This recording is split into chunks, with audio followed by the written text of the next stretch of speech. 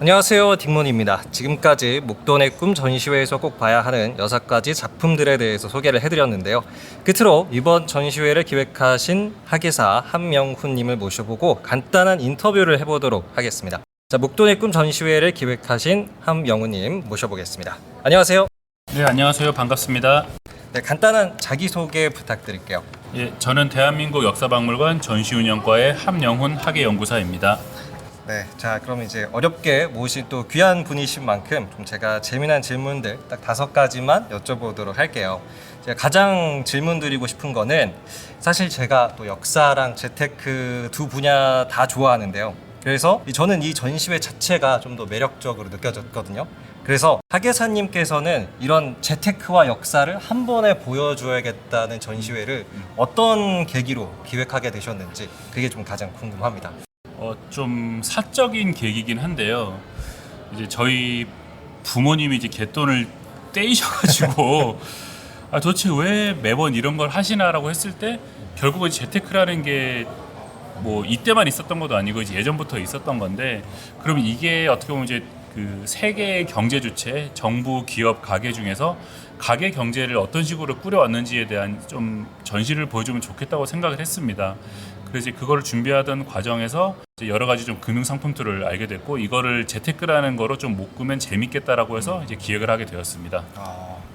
그러셨군요. 약간 어떻게 보면은 가정사가 살짝은 또 들어가 있다라고 예, 볼 웃픈 수는. 이야기입니다. 그러면은 이제 다음 질문은 지금 굉장히 많은 전시품들이 있잖아요. 뭐 금고도 있었고 아니면 뭐 복권이라든지 보험 이런 가지 여러 가지 전시품들이 있었는데요. 그 중에서도 학예사님께서 이 전시품은 관람객분들이 꼭 보고 가셨으면 좋겠다 라는 어떤 특별한 사연이 있는 전시품이 있으실까요? 제가 뭐 여러 가지 있겠지만 우선 그 보군 예금 증서를 꼭 보셨으면 좋겠습니다. 이게 요즘으로 치면 이제 복권하고 예금이 결합된 상품인데요. 제가 이걸 추천드리는 이유는 이제 저희 박물관에서 최초로 공개하는 것도 있겠지만 그 한국 국민들이 되게 저력 있는 사람들이라 생각을 했어요. 왜냐하면은 전쟁도 있었지만 이제 광복 이후에 되게 어렵고 물가 상승도 인플레도 심할 때 국민들이 나라를 살리겠다고 저축한 나라가 별로 없었는데 이제 대한민국 어쨌든 그 국민들이 이걸 저축을 하고 또 이걸 통해서 나라에 필요한 재원을 마련했다는 점에서 어쨌든 위기에 되게 강한 국민들이구나. 좀 이런 거를 우리가 한번 확인할 수 있는 좀 약간 국뽕 느낌으로 좀 있는 것도 있고요. 그리고 주식 관련해서는 이제 주식 그런 도구들을 좀 한번 보시면 좀 재밌지 않을까 싶습니다. 사실 요즘은 다 휴대폰으로 주식 투자하시지만 예전에 되게 복잡한 방식으로 하던 그런 도구들을 또 한 번에 보면은 이게 예전하고 또 다른 그런 역사적인 좀 맥락을 한번 보실 수 있지 않을까 또 싶습니다. 아주 좋습니다. 저도 개인적으로 주식과 관련되어 있는 뭐 약간 PDA 같이 생긴 전자 장비가 있더라고요. 그래서 그런 것도 꼭 보셨으면 좋겠습니다. 자, 그럼 이번에는 조금 재미난 질문 좀 드려볼게요. 이번 전시회에서 좀 다양한 재테크 수단을 우리가 만나볼 수 있었잖아요. 저축, 보험, 뭐 부동산, 채권, 주식 되게 많았는데요. 이 중에서 지금 학예사님이 가장 집중하고 계신 재테크 수단 또 어떤 것인가요? 저축, 보험, 부동산, 채권, 주식. 네. 갑자기 이제 눈물이 앞을 가리는데 제가 이게 전시 기획할 때만 해도 제가 주식으로 되게 수익률이 좋았거든요. 그래서 제가 되게 주식을 잘하는 줄 알았어요. 근데 이제 기획하면 할수록 이제 주식은 점점 이제 안 보게 되고 요즘은 그냥 열심히 저축하고 있습니다. 좋습니다. 그러면은 제 청취자분들 중에서도 최근에 이제 10대 좀 어린 학생분들께서 많이 늘으셨는데요. 그래서 이제 역사학자라든지 혹은 역사와 관련된 이런 학예사라는 직업에 대해서도 물어보시는 분들이 많아졌어요. 그래서 혹시 학예연구사라는 직업에 대해서와 또 대한민국 역사박물관에서 일한다는 게 또 학예사님에게는 어떤 의미인지 또 말씀을 부탁드립니다.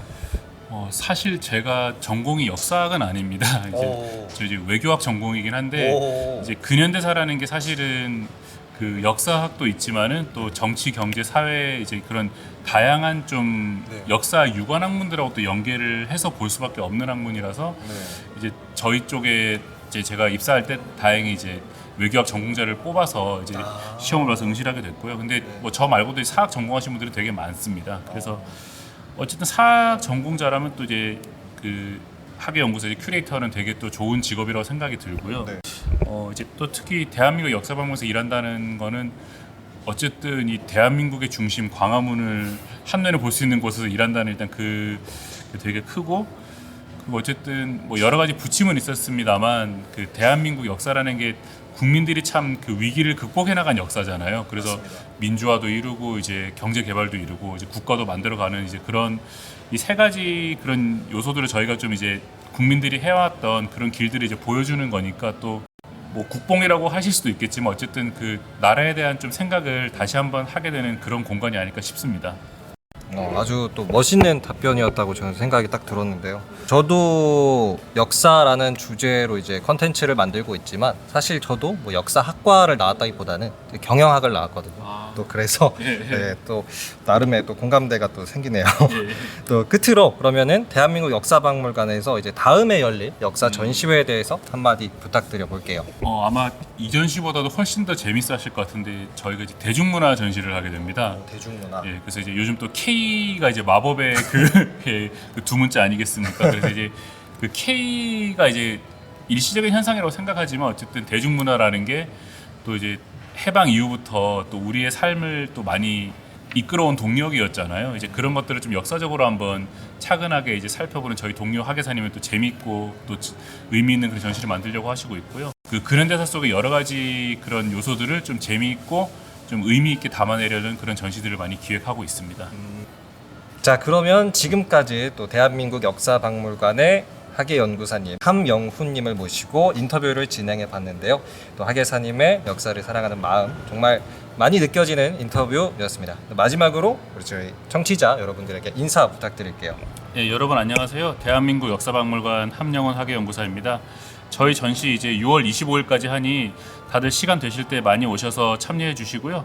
그리고 저희가 또 이제 관련 계획 이벤트도 5월 28일까지 진행하고 있습니다. 꼭 보시고서 예쁜 기념품도 얻어가셨으면 좋겠습니다. 예, 감사합니다.